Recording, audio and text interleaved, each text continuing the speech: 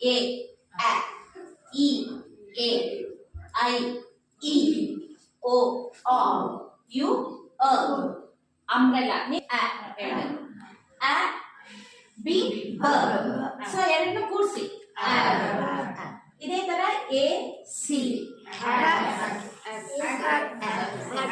C makes the sound K.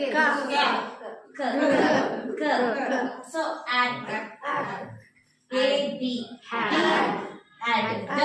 ಸದಿ sound ಮಾಡೋದು ಡ. ಇದಕ್ಕೆ ನಾವು ಫಸ್ಟ್ ಫೋನಿಕ್ಸ್ ಕಲಿಬೇಕು. ಅರ್ಥ ಆಯ್ತಾ? ABCD ಕಲ್ತಾದ್ಮೇಲೆ ಫಸ್ಟ್ ಫೋನಿಕ್ಸ್ ಕಲಿಬೇಕು. ಯಾವ ಲೆಟರ್ ಏನ್ ಸೌಂಡ್ ಮಾಡುತ್ತೆ? ಈಗ ಎ ಏನ್ ಸೌಂಡ್ ಮಾಡುತ್ತೆ, ಬಿ ಏನ್ ಸೌಂಡ್ ಮಾಡುತ್ತೆ, ಇದನ್ನ ನೀವು ಕಲ್ತ್ಕೊಂಡ್ರೆ ನಿಮ್ಗೆ ಅದು ಜಾಯಿನ್ ಮಾಡಿ ಓದಕ್ಕೆ ಈಸಿ ಆಗುತ್ತೆ. ಅದಕ್ಕೆ ಮುಂಚೆ ನಾವೀಗ ಫಸ್ಟ್ ನಾನು ನಿಮ್ಗೆ ಯಾವ ಲೆಟರ್ ಏನೇನ್ ಸೌಂಡ್ ಮಾಡುತ್ತೆ ಅಂತ ಹೇಳ್ಬಿಟ್ಟು ನಾನು ನಿಮ್ಗೊಂದೀಗ ಒಂದು ಇದು ತೋರಿಸ್ತೇನೆ. ಎ ಎ ಎ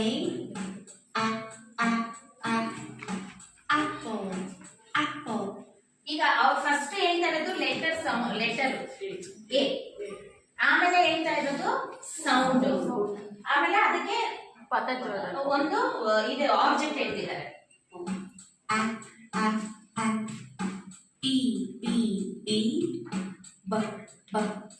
ನೀವೇ ಆರಾಮಾಗಿ ಕುತ್ಕೊಂಡು ಮನೇಲಿ ಇಂಗ್ಲಿಷ್ ಕಲಿಬಹುದು.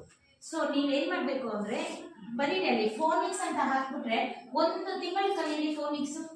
ಎ ಏನ್ ಸೌಂಡ್ ಮಾಡುತ್ತೆ, ಬಿ ಏನ್ ಮಾಡುತ್ತೆ, A to Z ಬರುತ್ತೆ ನಿಮ್ಗೆ. ಅದಕ್ಕೆ ತಕ್ಕಂಗೆ ಆಬ್ಜೆಕ್ಟ್ಸ್ ಬರುತ್ತೆ.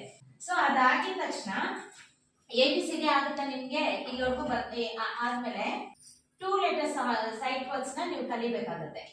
ಅದ್ರ ಜೊತೆಗೆ 2 letter ಸೈಟ್ ವರ್ಡ್ಸ್ ನಾವು ಸುಮ್ಗೆ ಓದ್ಬೇಕು ಅಷ್ಟೇ ಅದನ್ನ.